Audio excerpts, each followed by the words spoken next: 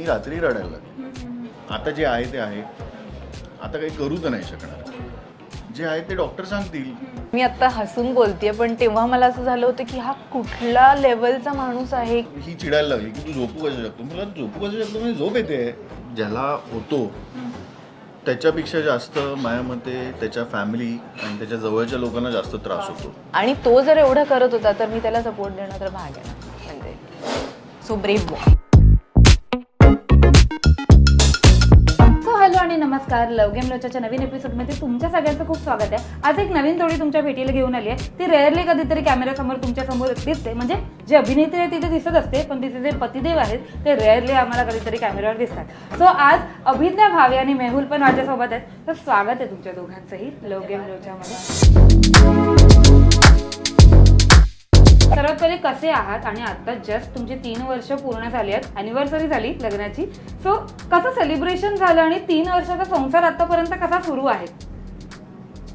मस्त झालं म्हणजे सेलिब्रेशन. सायलेन्स होता थोडा 2 सेकंड. मला वाटलं की हा सुरू करेल, पण ऍज युजल ह्याला जरा वेळ लागतो वॉर्मअप व्हायला. वॉर्मअप चालू आहे त्याचा आता. खूप सुंदर झालं.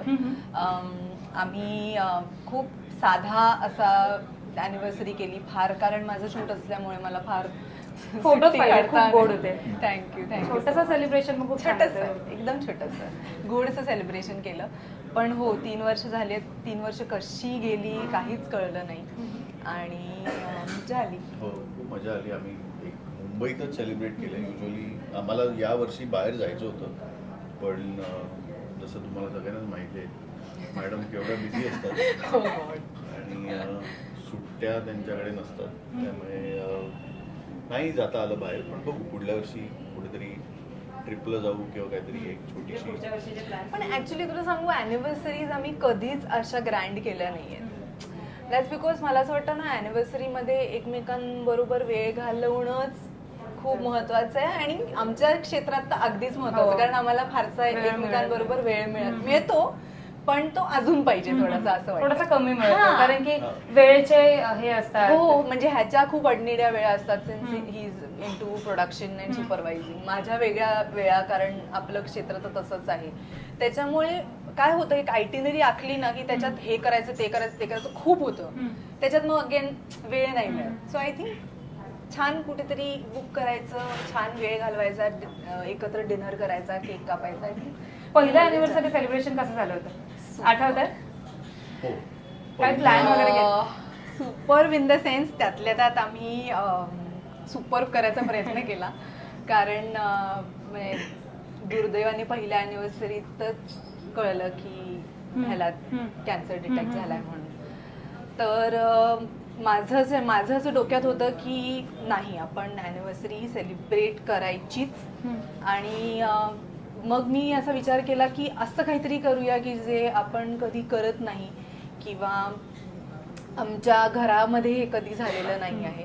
असं काहीतरी वेगळं करूया की आपल्याला ते, एकतर त्या गोष्टीमुळे ती अॅनिव्हर्सरी कायम लक्षात राहिलीच, पण अजून एक कारण त्याहून चांगलं असं कुठलं तरी पाहिजे तगडं, ज्याच्यामुळे ती अॅनिव्हर्सरी लक्षात राहील. आणि म्हणून आम्ही ताजमध्ये बुक केलं. ओके. आम्ही 2 दिवस ताजमध्ये राहिलो आणि आम्ही असं झालं की आमच्या पूर्वजांमध्ये कोणी ताजमध्ये राहिलेलं नाहीये, पण आम्ही तो विचार केला नाही. मी असं म्हणलं की नाही, आपण ते धाडस करायचं आणि ते करायचं, कारण ती परिस्थिती अशी होती की वी रिअली वॉन्टेड समथिंग, म्हणजे काहीतरी अशी गोष्ट आम्हाला हवी होती जी हटके आहे. बरं, ह्याची केव्हा सर्जरी झालेली असल्यामुळे आम्ही कुठे बाहेर ट्रॅव्हल करू शकत नव्हतो, फार ट्रॅव्हलही करू शकत नव्हतो, म्हणजे अगदी कुठेतरी कर्जत किंवा अशा टाईपही जाऊ शकत नव्हतो, कारण त्याला पोटाला 35 टाके होते त्याच्या पोटाला. त्याच्यामुळे आम्ही असे कुठेही ट्रॅव्हल करू, खाण्यापिण्याची बंधनं होती ऑफकोर्स.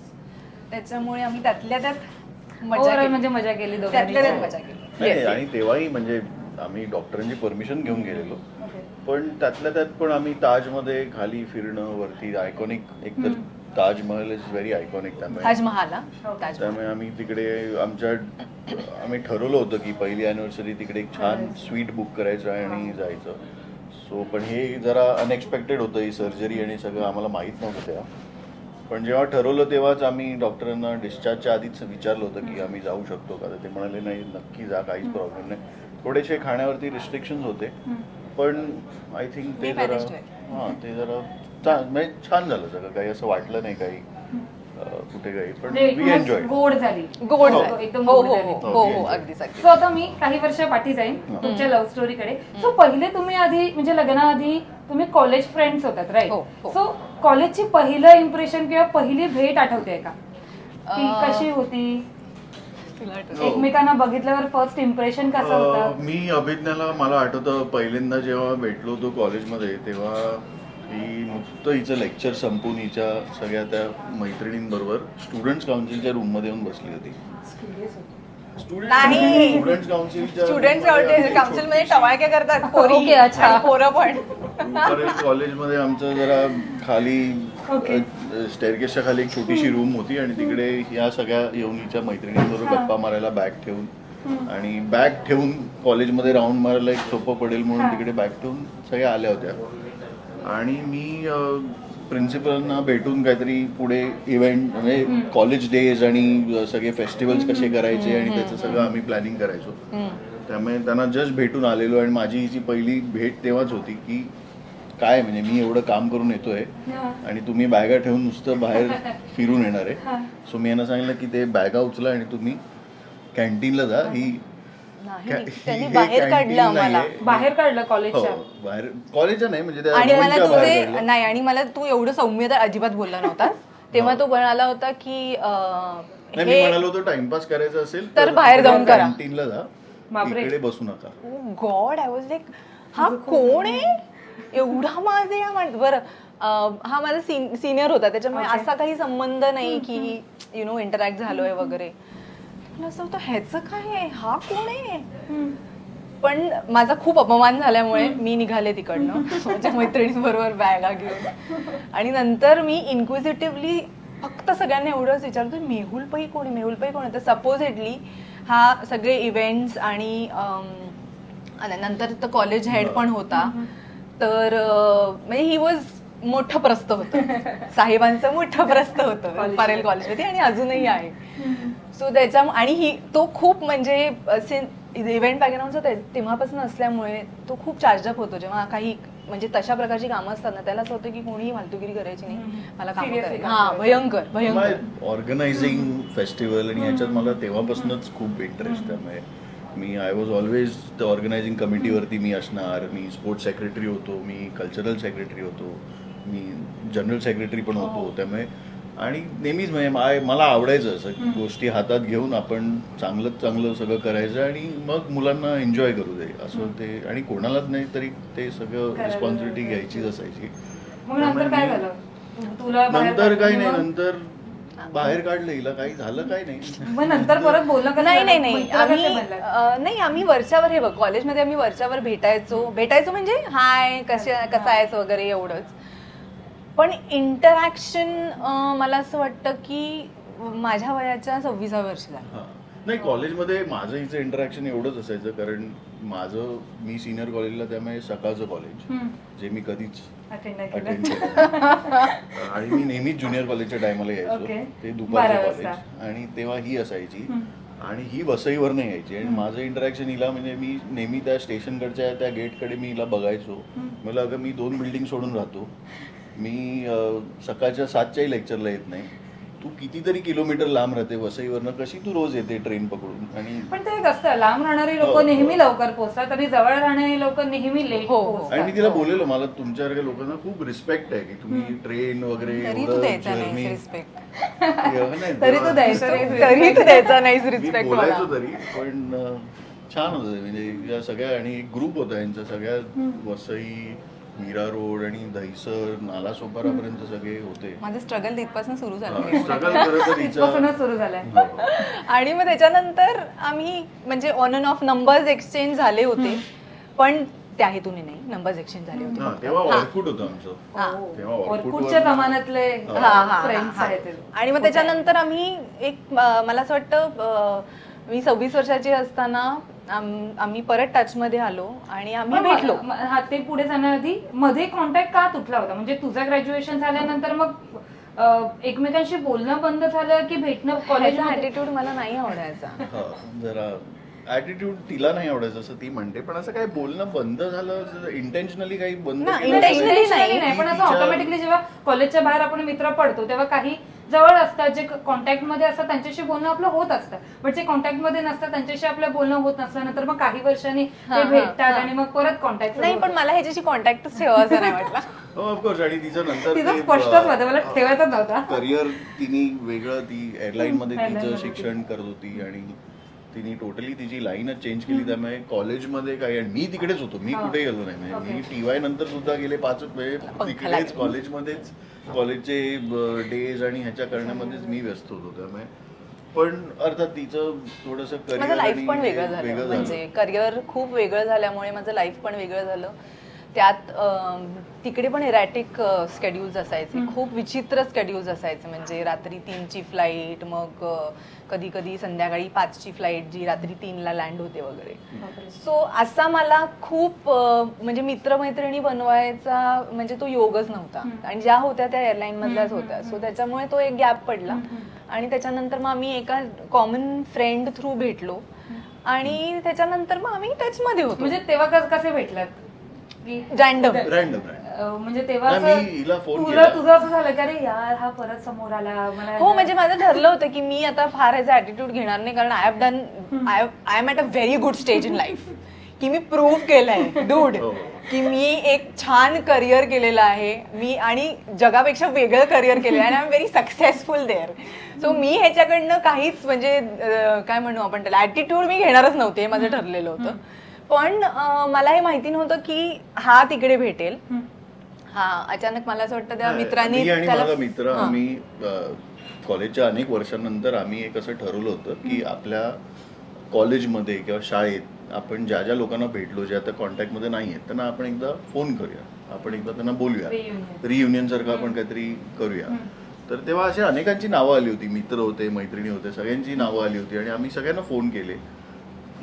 जेव्हा हिला फोन करायचं जेव्हा आमचं ठरलं होतं, तेव्हा मी म्हणलं माहीत नाही कदाचित फोन उचलेल. म्हणलं एकतर ती खूप मोठ्या एअरलाईनसाठी काम करते, आणि म्हटलं काल परवामध्येच मी तिचा फोटो श्रावण क्वीन झालं असं बघितलं होतं, त्यामुळे मला वाटत नाही माझा नंबर ती उचलेल.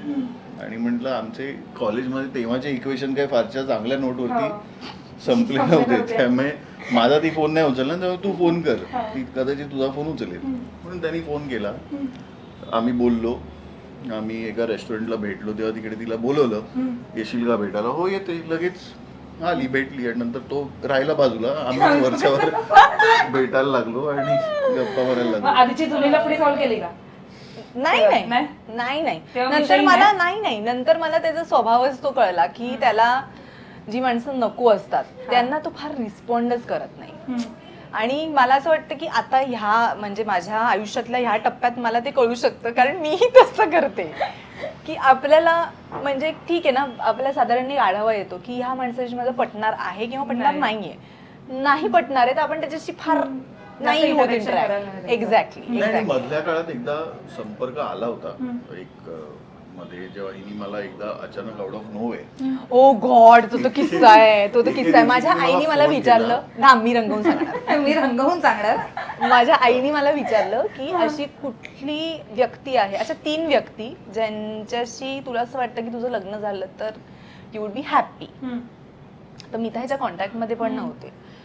मला का माहित नाही, मला ह्याचा विचार आला. I don't know Y, random. आणि तेव्हा काही प्लॅन पण नव्हता, त्याच्याशी मी बोलतही नव्हते. बरं, तो माझ्याशी एवढं घाणेरडं वागला होता आधी कॉलेजमध्ये.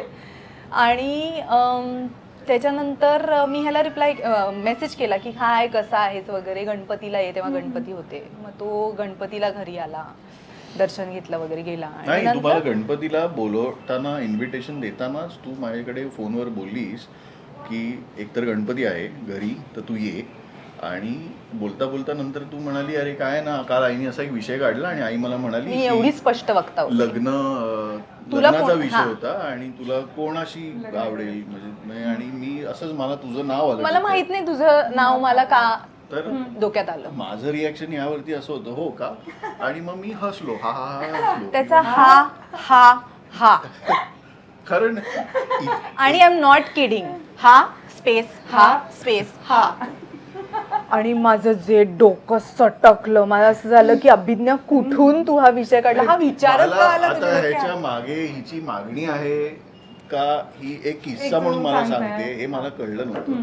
म्हणून मी म्हणालो की आता मी ह्याला काय रिॲक्ट करू. बरं मी असं पण नाही ना की मला असे खूप असे मागण्या आल्या आहेत जे मी इतका प्रो आहे आणि मी ह्याला असं एवढं काय कॅज्युअली उत्तर- घेईन. हा. मी असे उत्तर काय मी शिकलो नव्हतो ना कुठे तर मी असंच एक बेसिक तुला उत्तर दिलं. त्याच्यानंतर मी पुन्हा कॉन्टॅक्ट बंद केला. ओके किती महिने? माझं झालं की मला आता ह्याच्याशी म्हणजे बोलायचंच नाही. कन्फर्म आहे की मला ह्याच्याशी बोलायचं नाही. नाही.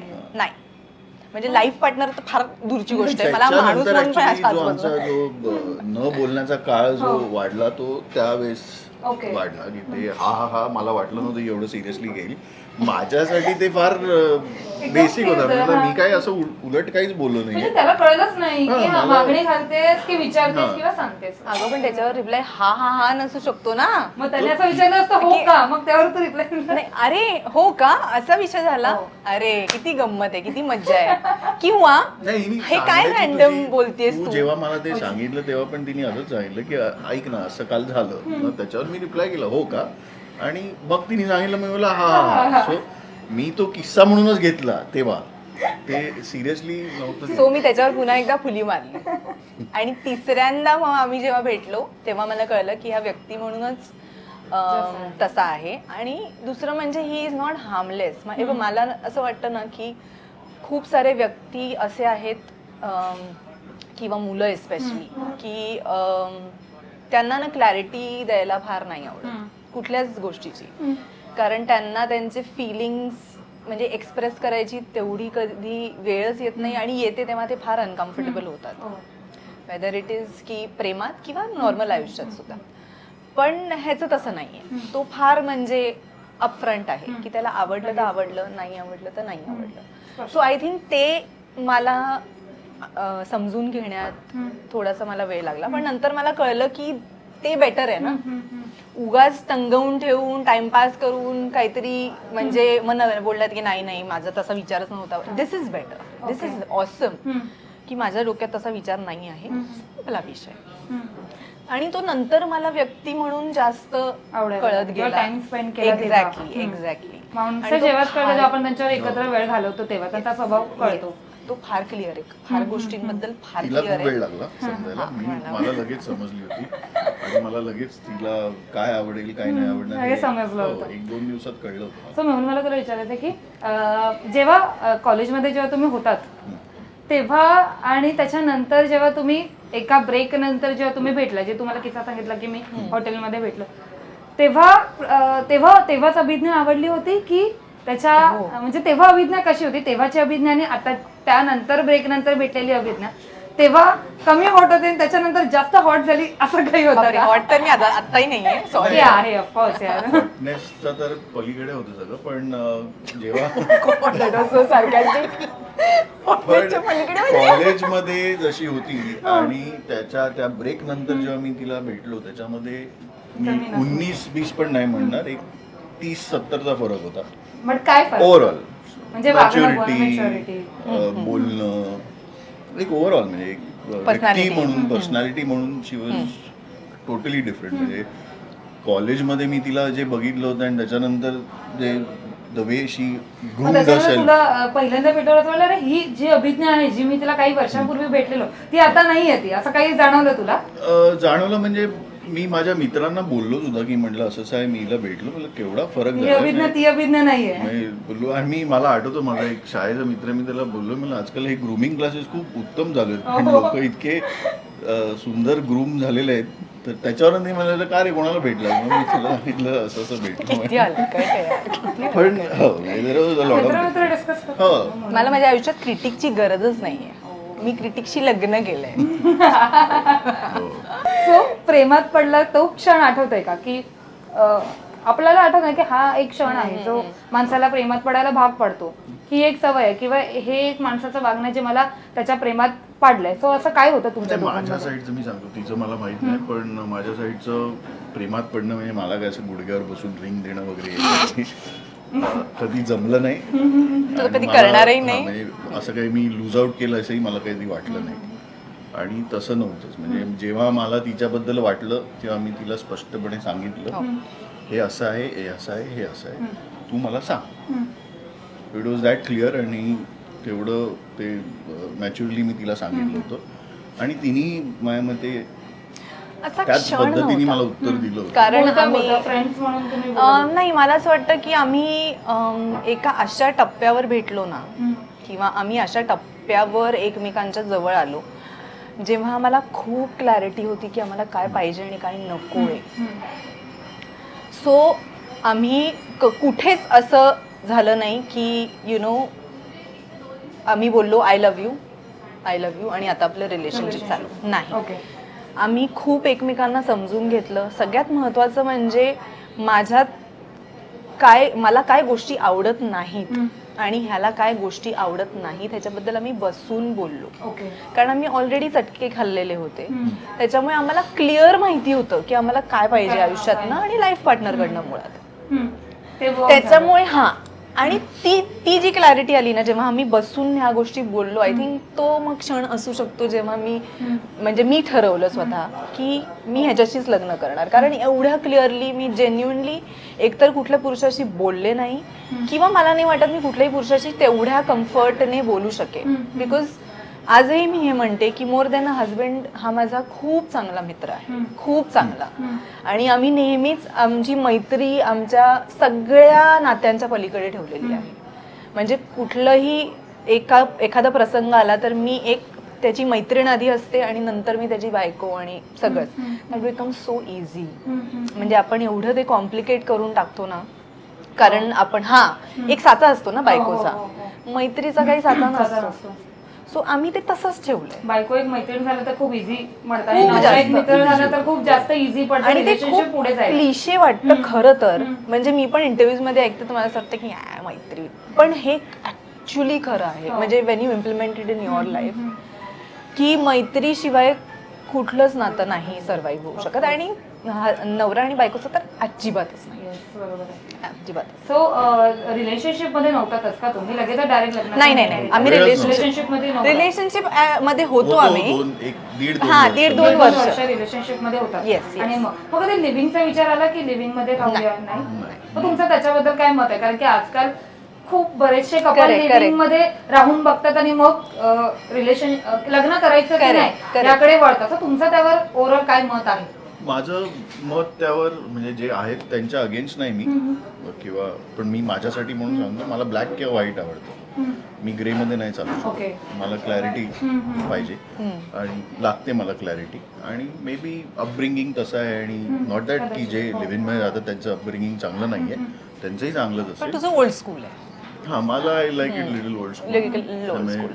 लहानपणी किंवा अगदी लहानपणी नाही, पण जेव्हा कॉलेजमध्ये अर्ली येणं होतं तेव्हा एक ड्रीम असतं ना आपलं, एक व्यवसायाचं ड्रीम असतं, गाडी कुठली पाहिजे, घर कसं पाहिजे, तसं एक छान बायको हवी, फॅमिली हवी, असं एक ड्रीम असतं. सो तसं होतं. लिव्हिंग कधी हो हो. मला असं काही नाहीये.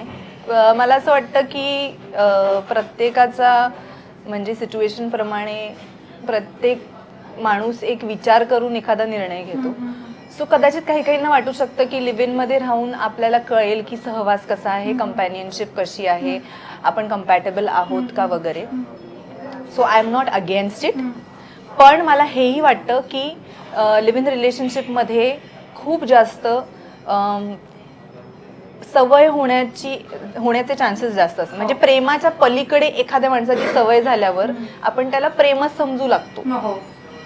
सो तो नाही जमलं तर मग नंतर मग खूप त्रास होऊ शकतो. खूप त्रास. कारण असं होतं की यार मला तर ह्याची सवय आहे आता की बाबा मी ह्याच्यासाठी टॉवेल काढून देते किंवा हा माझ्यासाठी कपडे ठेवतो. खूप सवय होते आणि मग आपल्याला वाटायला लागतं की तेच प्रेम आहे. सो ती एक खूप थिन लाईन आहे. पण ज्या त्या माणसाला तो विचार करून जे ते ठरवावं असं मला वाटतं. पण I am not against living relationship at all. So तुमच्या रिलेशनशिपकडे येईन मी की 1.5 वर्ष रिलेशनशिपमध्ये होतात. मग लग्न करण्याचा निर्णय कसा घेतला की चला आता लग्न करूया? आमचं ठरलं म्हणजे जसं मी तुला म्हणलं की ठरलं होतं. आमचं रिलेशनशिपच तेव्हा सुरू झालं जेव्हा आम्ही ठरवलं होतं की आम्ही एकमेकांशी लग्न करणार. पण आईबाबांचं मत मग आई बाबा काय म्हणतायत, कसं लग्न करायचं, बरं आमची फायनान्शियल कंडिशन कशी आहे, आम्हाला लग्न कसं हवंय, ह्याला कसं हवंय, मला कसं हवंय, हे आम्हाला चाचपडता मला असं वाटतं 1.5 वर्ष तर गेलं. आमचं 2019 मध्ये आम्ही एंगेजमेंट केली ओव्हर डिनर. ते आमचं साखरपुडा आमचा ओव्हर डिनर झाला. डिनर नाही, लंच लंच केलं करेक्ट. आपण आम्ही झू मध्ये एका रेस्टॉरंट मध्ये आम्ही दोन्ही फॅमिलीज भेटलो. म्हणजे साधा सुद्धा घरी साधा सुद्धा फॅमिली लंच साठी भेटलो आणि साखरपुडा करायला टाकला. ही तुझी रिंग माझी रिंग दे त्याला यावरती साखरपुडा आमचा आणि आता जेवूया यावरती आमचं साखरपुडा झाला. काही फॅन्सी काही केलं नाही आम्ही.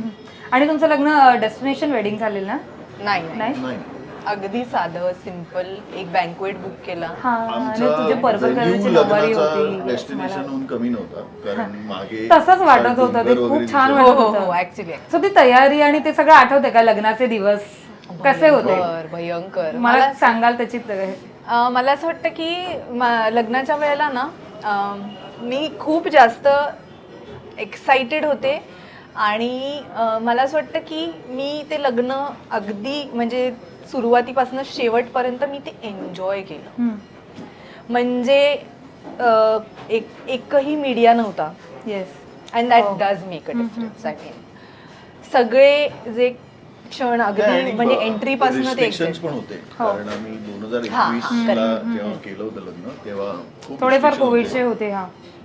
तुम्ही कमी लोकांमध्ये फ्रेंड्स आणि 100 लग्न केलं. आम्हाला उगाच ते सगळं त्याला हे नव्हतं करायचं. फाटे फोडायचे पण नव्हते आणि कशाला उगाच रिस्क घ्या. कारण आम्हाला ते एका बजेटमध्ये बसवायचं होतं आणि आमचा हा थॉट होता की आपण ते एका बजेटमध्ये बसवूया. ऍक्च्युली ह्याचं म्हणणं होतं की आपण रजिस्टर करूया पण मला ते विधीनुसार करायचं होतं म्हणून माझ्या अट्टाहासापायी ते विधीनुसार झालं. पण वी हॅड डिसाइडेड की आपण ह्याच बजेटमध्ये करायचं. एवढीच माणसं बोलवायची. तुमच्याकडची केवढी आहेत सांगा, आमच्याकडची त्याप्रमाणे आम्ही ठरवू. आणि अगदी आपलं महाराष्ट्रीयन फॅमिलीमध्ये असतं तसं खर्च अर्धा अगदी म्हणजे आपलं जसं असतं अगदी तेवढं. खूप छान वेडिंग झालेलं ना. अचानक तुमच्या लग्नाची खबर आम्हाला कळलेली. सगळ्या मीडियाकडे अशी खबर पसरलेली. पर्पल साडीचं काय हे होतं? तू ठरवलं असं मला पर्पल नऊवारी नेसायची आहेच असंच होतं? कपड्यांचे सगळे रंग ते चॉईसेस तिने केलेले. मला एवढंच होतं की माझ्या लग्नाचे कपडे किंवा माझ्या लग्नाचे फोटो हे जेव्हा मी माझ्या मुलांना दाखवेन तेव्हा त्यांनी हे म्हणलं पाहिजे की माझी आई ट्रेंड सेटर होती किंवा ट्रेंड सेटर तर दूरची गोष्ट आहे, तिने फारच वेगळं लग्न केलं. म्हणजे हे एवढं माझ्या अगदी डोक्यात फिक्स होतं. तो फारच तो जो कलर तू रंग पॅलेट जेव्हा मला पाठवलं होतं की हा रंग तेव्हा तो हसला होता परत. मी हसलो होतो आणि मी ठरवलं होतं की चला आता लग्नात पण आपलं म्हणजे लोक हसणारच आहेत असा एक तो रंग वाटत होता. पण तो दिसला नंतर छान होता. खरंच छान. ऍक्च्युली मला एंड प्रोडक्ट जे आलं ते खूप छान दिसत होतं. म्हणजे जेव्हा मी ट्रायल केले तेव्हा मला पण असं झालं की नाही अभिज्ञा हे काहीतरी वेगळंच होणार आहे. पण जेव्हा आम्ही ती नऊवारी म्हणजे मी ती नऊवारी नेसली आणि त्यांनी तो सदरा नेसला आणि तो तसा रंग असल्यामुळे आम्ही ते लग्नाचं विधी मंडप म्हणा किंवा ओव्हरऑल डेकोर आम्ही तो तसाच ठेवला सो दॅट ते ब्लेंड होईल. नाहीतर ते टिपिकल लग्नाला जे जो विधिमंडळ टिपिकल रंग वापरले जातात गोंड्याची फुलं ते जरा ते मग आम्ही पण वाईट दिसलो असतो आणि ते डेकोर पण वाईट दिसलो असतं. पण ते ब्लेंड करायचं म्हणजे थोडंसं तिकडे काय मॅनेजमेंट तू केलं का? इव्हेंट मॅनेजमेंट हे असंच पाहिजे ते तसंच पाहिजे चालू होतं लग्नाला? सुरू होतं? मी फक्त सांगितलं मला काय काय काय काय पाहिजे बाकी सगळं हो की असं असं अगदीच माझ्या बहुतेक रक्तातच आहे मॅनेज करणं हे असं असं म्हणजे मी तुला सांगते आम्ही मित्र मैत्रिणी जेव्हा बाहेर जातो ना तेव्हा सगळं म्हणजे लोकेशन पासनं कधी निघायचंय कधी पोहोचायचंय मध्ये कुठे कुठे मला लागतं कारण मी एवढे वर्ष तेच करतोय त्यामुळे ते मी दुसऱ्याला कोणाला तरी दिलं ना तर ते माझ्या पद्धतीने हे होणार. की हे बरोबर होतंय की नाही काहीतरी चुकतंय असं वाटत असेल ना. मीच करतो. मग इकडनं राईट टर्न घेऊन आपण इकडे खाऊया मग इकडे परत रस्त्याला लागूया मग आपण इकडे ह्या वेळेला पोहोचू त्याच्यानंतर आपण एक लंच घेऊ सगळं त्याचं तयार. मुंबईतनं निघालं की बरं जेवायचं कुठे काय करायचं कोणाला काय करायची गरजच नाही. सगळे हात हलवत येतात. आम्ही आलो मेहुल आहे सगळे हात हलवत येतात. सो आता 3 वर्ष झाली आहेत लग्नाला. काही दोघांच्या वेगळ्या पर्सनॅलिटीज कळल्यात का? काही नवीन गोष्टी कळल्यात का तुमच्या दोघांना रोज एकमेकांबद्दल? तू सांग आता काय कळलं? माझ्याबद्दल काय नवीन गोष्ट कळली? नवीन काय, रोज काहीतरी नवीनच असतं. ऍक्च्युली पण नवीन असतं. काय असं म्हणजे आम्ही पण गप्पा मारतो तेव्हा आम्ही बोलतो की आपलं काय दुसऱ्यांसारखं असं काही हे नाही आहे. म्हणजे आपण एकतर आम्ही खूप बिझी आहे, मी बिझी ती बिझी, त्यामुळे आम्ही काय असे भेटल्यानंतर उद्या तुझं काय आहे, माझं काय आहे, मी इथे जाणार, हेच डिस्कशन असतं. सो तसा आम्हाला खूप वेळ मिळत नाही. काही भांडण तर लांबची गोष्ट. फार लांबची गोष्ट आहे, आमच्यात वादविवाद नाही होत तसे. मी बिलीव्ह नाही होणार लोकांना, पण बेसिक वादविवाद असतात आवरण्यावरनं, पसाऱ्यावरनं, ते माझ्यामध्ये सगळ्यांच्याच घरी असतात. हो. मी तिच्यावर ओरडत असतो कारण ती गाडीत खूप पसारा करते, ती माझ्यावर ओरडते कारण मी घरात खूप पसारा करतो.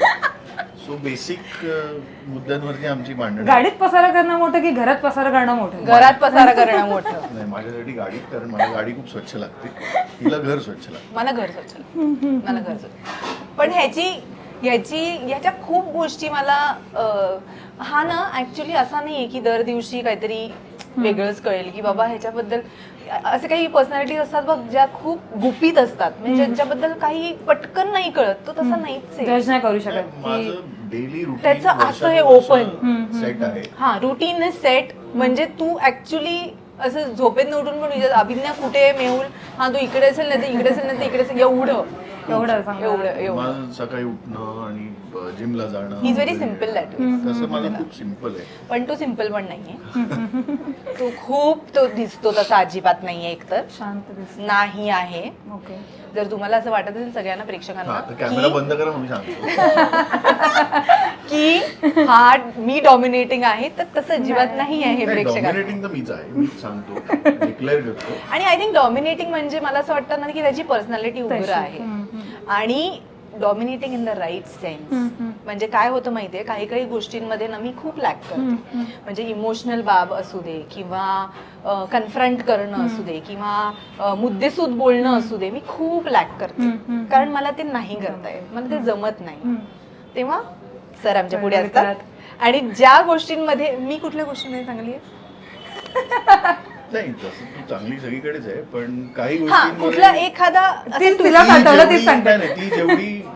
ती तेवढी प्रॅक्टिकल नाहीये जेवढा मी प्रॅक्टिकल आहे. ओके. ती थोडी इमोशनल साईडला आहे, थोडी नाही खूप बरीच इमोशनल साईडला आहे. मी तेवढा इमोशनल साईडला नाहीये. तो मी आहे इमोशनल, पण मी माझे थोडासा. इमोशन्स पहिलं practically विचार करते, मग emotional. मी जास्त Okay. प्रॅक्टिकल आहे, मी जास्त ब्लंट आहे. सो जेव्हा मला अॅनिव्हर्सरीच्या दिवशी ते कॅन्सर वगैरे सगळं कळलं होतं, तेव्हा खरं सांगायचं तर मी रिपोर्ट जेव्हा घेतले, माझ्या हातात आले, तेव्हा मला कळलं की काहीतरी गडबड आहे याच्यात. मी डॉक्टरना फोन केला, ते मला म्हणाले की आपण 2 दिवसांनी भेटूया, या वेळेला ये. तेव्हाच मला कळलं होतं की काहीतरी गडबड आहे. पण अॅनिव्हर्सरीचा दुसरा दिवस होता, मी हिला काही बोललो नाही. मी घरी आलो, आम्ही तिकडे गाडीतनं गेलो, आम्ही घरी आलो आणि मग मी ते रिपोर्ट जरा लपवून ठेवले. ओके. हिला सांगूया नको. 2 दिवसांनी काय झालं माहित नाही, हिने ना ते रात्री शोधून काढले आणि ते चेक केले आणि मग ते गुगल वगैरे काहीतरी केलं आणि त्याच्यावरनं माहिती काढली आणि रात्री रडायला लागली. मला उठवलं की हे काय तुम्हाला सांगितलं का नाही. म्हणलं मी झोपलो होतो. म्हणजे हे बघ, आता जे आहे ते आहे, आता काही करू तर नाही शकणार, जे आहे ते डॉक्टर सांगतील. मग ही चिडायला लागली की तू झोपू कसं शकतो. मला झोपू कसं शकतो, म्हणजे झोप येते, झोपू दे ना. ते आता डॉक्टर जेव्हा सांगतील तेव्हा सांगतील. पण ही जरा जास्त इमोशनल असल्यामुळे तिला ते सहन होत. पण तरी आता अभिज्ञा इमोशनल आहे असं तू म्हणतो, पण ज्यावेळी तुला कॅन्सर डिटेक्ट झाला होता तेव्हा तिची साथ तुला कशी मिळाली? कारण की ट्रीटमेंट्स असतील, ऑपरेशन्स असतील, तर तेव्हा अभिज्ञा कशी स्टँड झाली अशी, जसं तू म्हणतोस प्रॅक्टिकली? तेव्हा एनर्जी आली होती, उठणं एवढं म्हणजे ताकद आणि ती सगळंच, म्हणजे overall the way she was handling everything. म्हणजे ते तिला कळलं होतं की आता I have to hold the fort. त्यामुळे ती तेव्हा ते पकडून व्यवस्थित सगळं मॅनेज करत होती. मग ती माझ्या आईला सांभाळ, तिच्या आईला सांभाळ, घरचं सगळं सांभाळ, मी तिकडे हॉस्पिटलमध्ये होतो ते सगळं सांभाळ, सगळं व्यवस्थित. पण ओव्हरऑल मग घरचं जेव्हा घरी सांगावं तर लागलं असेल, मग तेव्हा घरचं ओव्हरऑल वातावरण कसं होतं? आमच्या घरी म्हणजे ह्याच्या घरी ना फार चर्चा हा प्रकारच नाही. ओके. आणि माझं घर तसं नाही. सो मला ते फार थोडंसं सफोकेटिंग झालं, कारण मला सगळे एवढे नॉर्मल होते की मला कुठे रडता येत नव्हतं, मला कुठे एक्सप्रेस करता येत नव्हतं. पण नंतर मला असं कळलं की म्हणजे विचार केल्यावर असं कळलं की यार ते फक्त म्हणजे घरातला जे एन्व्हायरमेंट आहे जी ते छान ठेवायचा प्रयत्न करतात. Everybody struggling. मग मला असं झालं की ठीक आहे, म्हणजे आता मी पण फार एक्सप्रेस करून इकडे फायदा नाही आहे, कारण त्याच्यामुळे कदाचित त्यांनी जर का छान स्वतःला सांभाळलं असेल तर ते उगाच ते ढासळतील. मग मी जरा खमकी झाले. पण अदरवाईज म्हणजे धन्यवाद होते ते 10 दिवस. पण त्यावेळी कोणत्या मित्रमैत्रिणींची तुला मदत झाली? हो, सगळे सगळेच होते बरोबर. सगळे मित्र ज्यांना यायला जमत होतं ते येऊन बरोबर होते, ज्यांना फोन. कारण की आम्हाला आठवते की तू कंटिन्युअसली पोस्ट सुद्धा करत होते आणि सांगत पण होतीस लोकांना की असं असं आहे मेहूलची. आम्ही पोस्ट यासाठी केलं होतं कारण जेव्हा माझी पहिली किमो झाली त्याच्या एक साधारण 15-20 दिवसानंतर केस गेले, टक्कल पडायला लागलं आणि मग ते व्हिजिबली लोकांना कसं काहीतरी उगाच बाहेर उलट सुलट कळण्यापेक्षा आपणच सांगू आणि लपवण्यासारखं काही नाही. मी तसं बिलीव्ह करत नाही. जे आहे ते आहे, जे फेस करायचं ते फेस करायचं. मेडिकल सायन्स खूप पुढे गेलेलं आहे, त्यामुळे त्रास जो व्हायचा तो होणारच, त्याला आपण काही करू शकत नाही. पण लपवून मग लोक काही आपलं तर्कवितर्क काढतात आणि मग कुठल्याही कन्क्लुजनला पोचतात. सो इट्स बेटर आपणच सांगून टाकूया. सो त्यांच्या थिंकिंगला एक फुलस्टॉप येतो आणि मग त्यांना काही मग ते फक्त कॉल करून विचारपूस करतील, तेवढ्यावरतीच आणि थांबतात. मला असं वाटतं ना की कुठेतरी आपल्याकडे ह्याच्याबद्दल बोललंच जात नाही, ह्याच्याबद्दल ज्ञानच नाहीये लोकांना. थोडा अवेअरनेस कमी आहे. बरं, त्याचं सिरियसनेस पण नाही आहे. म्हणजे एखादा व्यक्ती जेव्हा त्याच्यातनं जातो तेव्हा माझीही अशी रिॲक्शन होती की मी इतरांबद्दल का बोलू. जेव्हा मी आधी ऐकायचे की याला असा कॅन्सर झाला, ऐक फारच वाईट झालं यार, आता बरं आहे का, विचार हे येतो नाही हा तेवढंच की वाईट झालं, बरं आहे का आता, ओके ना रिकव्हरी, ते तेवढं नाहीये. त्या बरं आहे का रिकव्हरी कशी आहे मध्ये खूप त्या फॅमिलीला त्या माणसाला भयंकर वेगवेगळ्या इमोशनल, मेडिकल, फिजिकल सगळ्या टर्मॉइल मधनं जावं लागतं. काय ना ज्याला होतो त्याच्यापेक्षा जास्त माझ्या मते त्याच्या फॅमिली आणि त्याच्या जवळच्या लोकांना जास्त त्रास होतो. कारण त्याला त्रास होत नसतो, कारण त्याची ट्रीटमेंट चालू असते, डॉक्टर त्याला व्यवस्थित वेळोवेळी औषध देत असतात, त्यामुळे तो निर्धास्त असतो माणूस ज्याला कॅन्सर झालेला असतो. आजूबाजूची जी लोक असतात ना त्यांना खूप त्रास होतो, कारण एकतर त्यांना कळत नसतं नेमकं होतंय काय, आणि त्यातल्या त्यात जरा मला एवढं माहिती होतं की मी जर खमका राहिलो तर हे सगळे व्यवस्थित राहतील. प्रत्येक जण एक वेगळ्या माइंडसेटचा असतो, प्रत्येकाला ते कितपत डायजेस्ट करता येईल नाही येईल ते थोडंसं वेगळं आहे. म्हणजे मी तुला याचा किस्सा सांगते हॉस्पिटल मधला, आणि हे खरंच म्हणजे मी आता हसून बोलतेय पण तेव्हा मला असं झालं होतं की हा कुठला लेवलचा माणूस आहे की जस्ट केमोथेरपी झाली, हा बाहेर आला, सर्जरी झाली, हा सर्जरी नाही केमोथेरपी झाली होती मला आठवते, हा पहिली हा बाहेर आला आणि त्यांनी ना तू केमोथेरपी मध्ये काय करत होता, डॉक्युमेंट्स लावत होता, त्याच्यावरती स्टिकर्स असतात बघ की हे डॉक्युमेंट आहे, हे स्टिक नोट्स असतात, त्याच्यावर बसून की हा ह्या वेळेचा रिपोर्ट आहे, हा ह्या वेळेचा रिपोर्ट आहे, आय एम नॉट किडिंग. आणि तो बाहेर आला, डिस्चार्जचे पेपरसाठी त्यांनी पेपर्स दिले की माझा डिस्चार्ज आहे, रूम नंबर, आणि मी तिकडेच होते, रूम नंबर हे, कारण मी पेमेंट्स वगैरे करत होते बाकीचे, हा डिस्चार्ज सांभाळत होता तिकडे पण एक इव्हेंट मॅनेजर. हा तर ती सगळे डॉक्युमेंट्स बघत होती, हे कुठे आहे, मग हा ब्लड रिपोर्ट कुठे आहे, जरा मागे बघा, तो बघा तिकडे सगळे नोट्स लावलेत ना, बघा ना.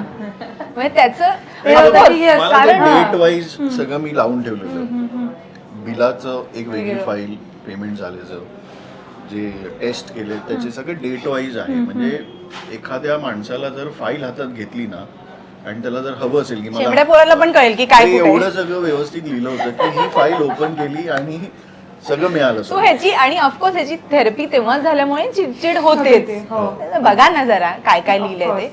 आणि त्याच्यानंतर पेपर काढून वेगवेगळे करतात ते लोक कसे पण. तर त्यांनी सांगितलं की तुम्ही आता हे जे पेपर्स काढलेत ना हे तसेच्या तसे मला लावून द्यायचे, असं तो बोलला त्या मॅमला. आणि नंतर विचारलं मॅमने की पेशंट कोण आहे, मी आहे पेशंट, दिसत नाहीये हे बघा.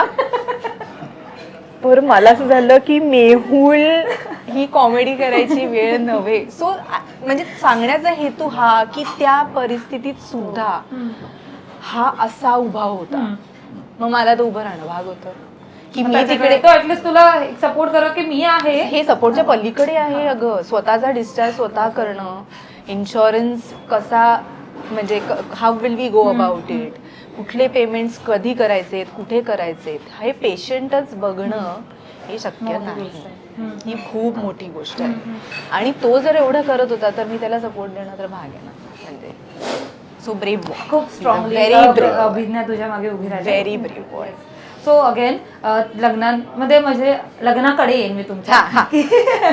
आता थोडंसं इमोशनली बाजूला की लग्न म्हटलं की ऍडजस्टमेंट असतात, खूप ऍडजस्टमेंट करावे लागतात. तुम्हाला दोघांना काही ऍडजस्टमेंट कराव्या लागल्यात का? स्वभाव असेल किंवा काही गोष्टी स्वतः मधल्या चेंज कराव्या लागल्या असतील, तर त्या काय आहेत? काय ऍडजस्टमेंट कराव्या लागल्या? त्यावरून कधी भांडणं झाली आहेत का? मला हे नाही करायचं तरी हे करावं लागतं यार, असं काय झालंय का?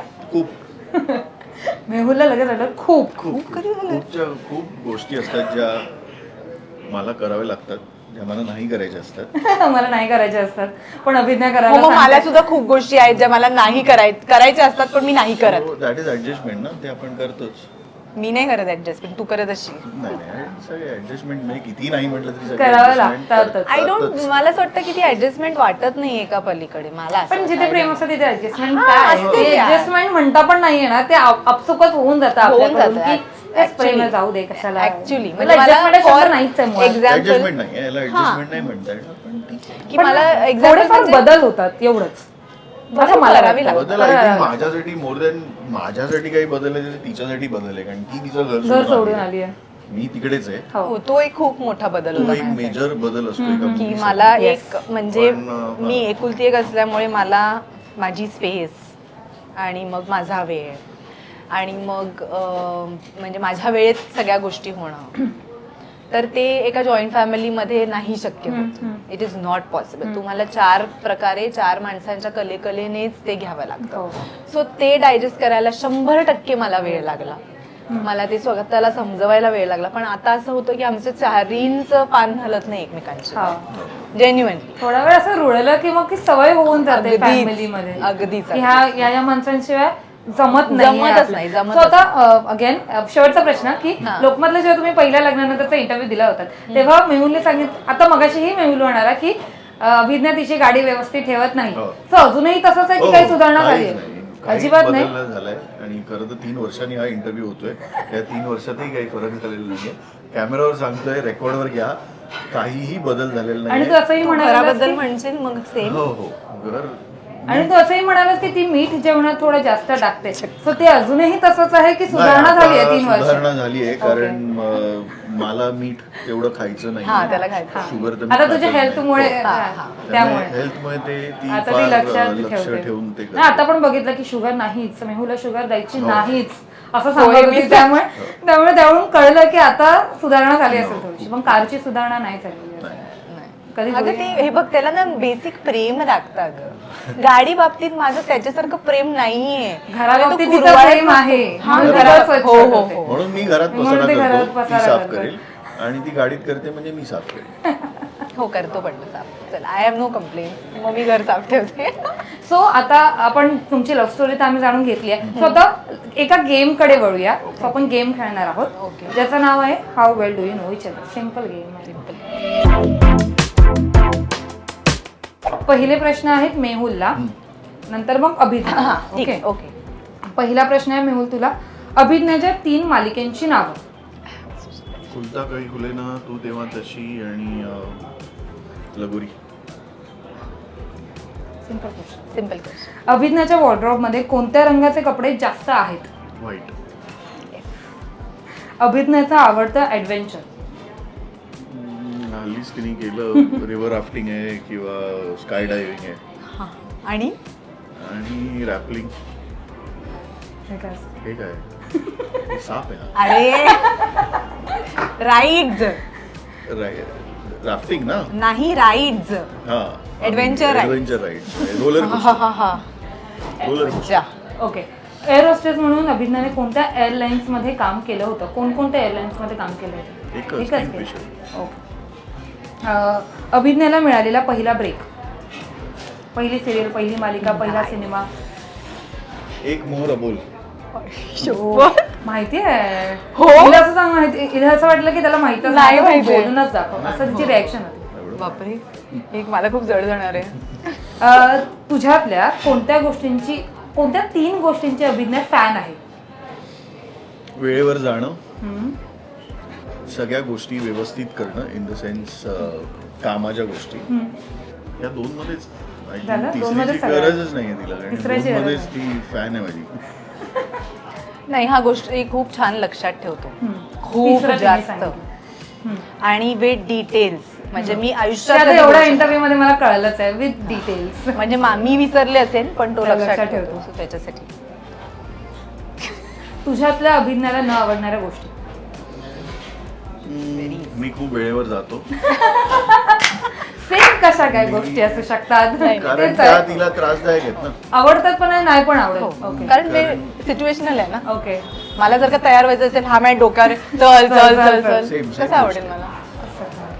झालं सगळ्या सेम, सगळ्या सेम. आता अभिज्ञा तुझ्याकडे. ओके.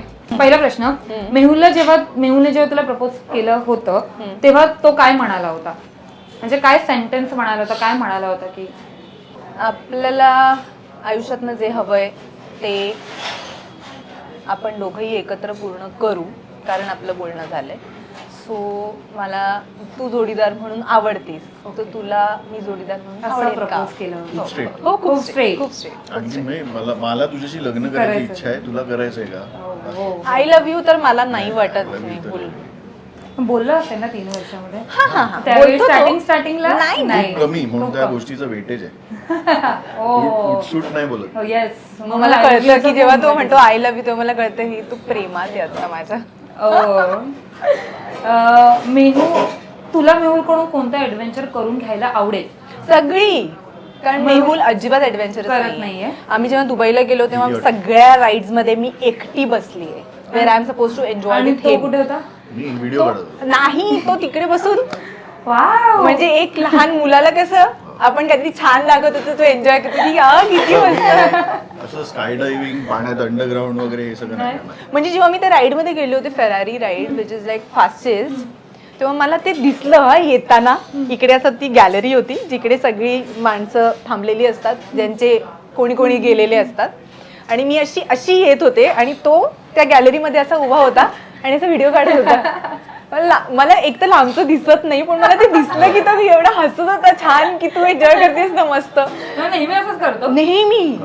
म्हणजे स्काय डायव्हिंगला सुद्धा गेल्यावर तो असा होता, असा व्हिडिओ काढत होता आम्ही आता अबुधाबीला प्रेम. गेलेलो, हो, तर आमच्या प्रेम. एक छोट्या गाडीत बसलेलो, ती 10च्या स्पीडनी अशी अख्खं अबुधाबी आम्हाला ते लहान मुलं बसतात ना. लहान मुलांची एन्जॉय केली, पण अदरवाईज एवढा ऍडव्हेंचर नाही आवडेल. एवढं मी त्याला life सगळं मध्ये करायला लावलं. असताना पण तू तिला कधी सांगत नाही की मला भीती वाटते, तूही नको करू बाबा, हळू जा, नाही. सांभाळून जा, असं नाही? नाही, कधीच नाही. मेहुलच्या कझिन्सची नावं? ओके. किती? 3? 3, 4, 5 जेवढी तुला ओके. माहिती तेवढी. रोहन, पै, कुक्कू, ताई, रश्मी, अस्मिता. अस्मिता कझन नाही, कझन नाही आहे. कझनची बायको आहे, अच्छा. रोहनची बायको. Okay okay. आणि हाच ना, तेवढेच आहेत ऍक्च्युली, कझन तेवढेच आहेत, 3च आहेत कझन. हां. एक चुकलं बरं, ठीक आहे. आणि त्याची बहीण संपदा. ओके. लग्नात मेहुलने कोणता उखाणा घेतला?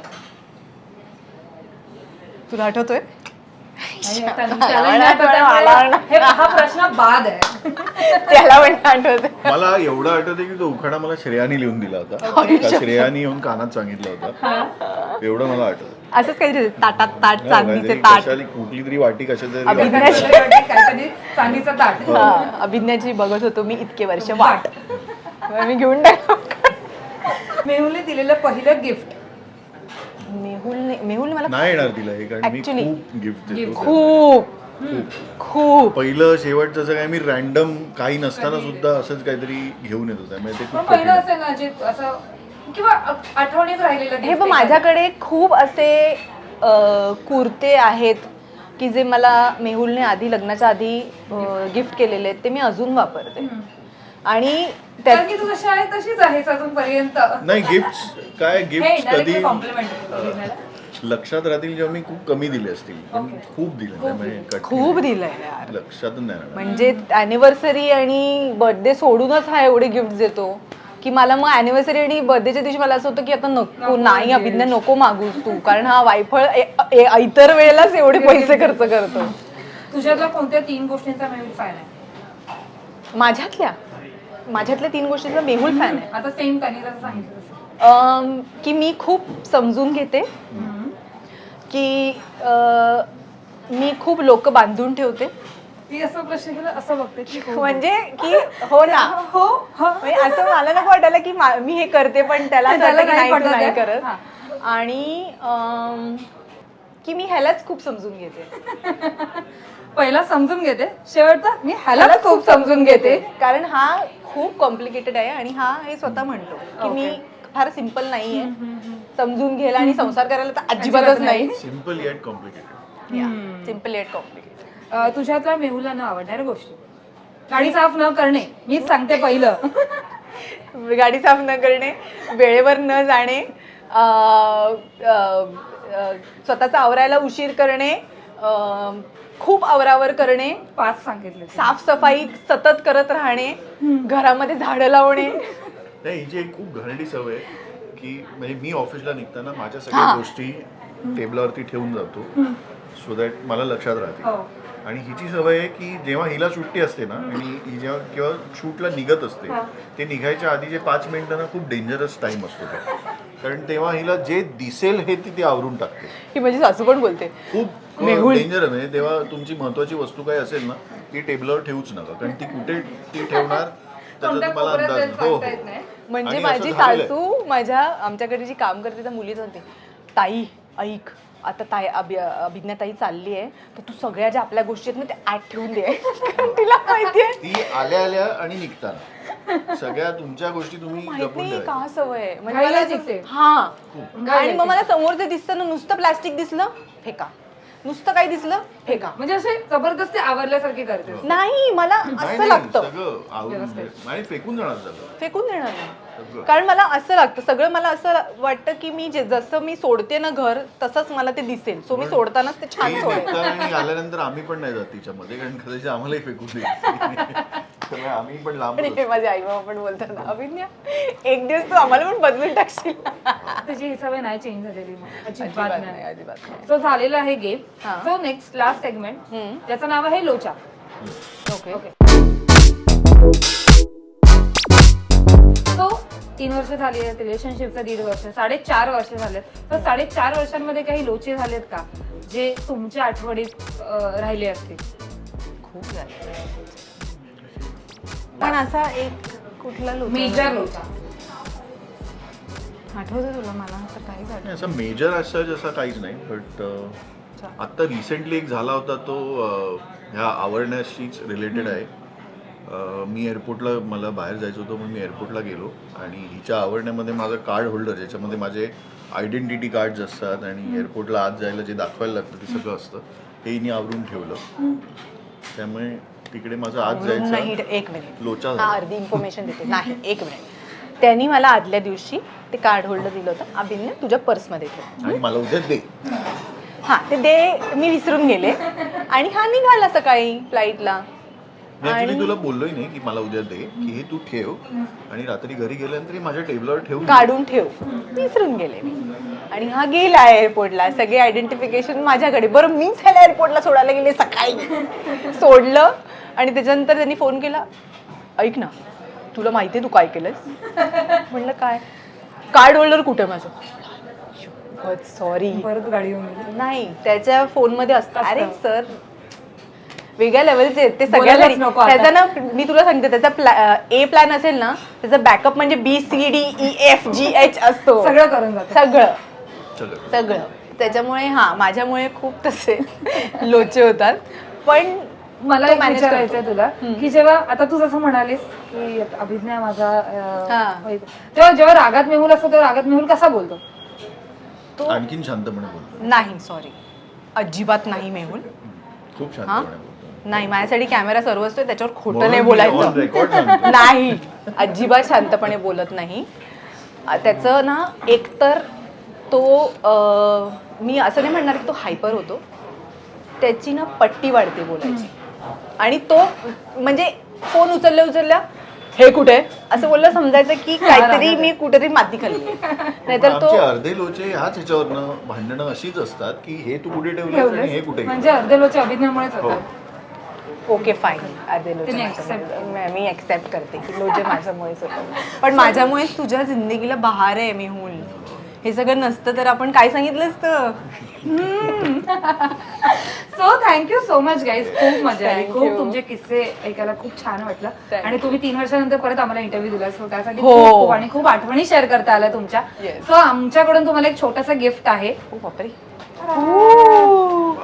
So thank you so much, Thank you. आमच्या शोवर आलात, मला खूप छान वाटलं. Thank you so much. Thank हे you. हेल्दी स्नॅक्स तुझे, हे नॉन हेल्दी माझे. वाटून झालं. Thank you thank you so Thank you so much. Thank you.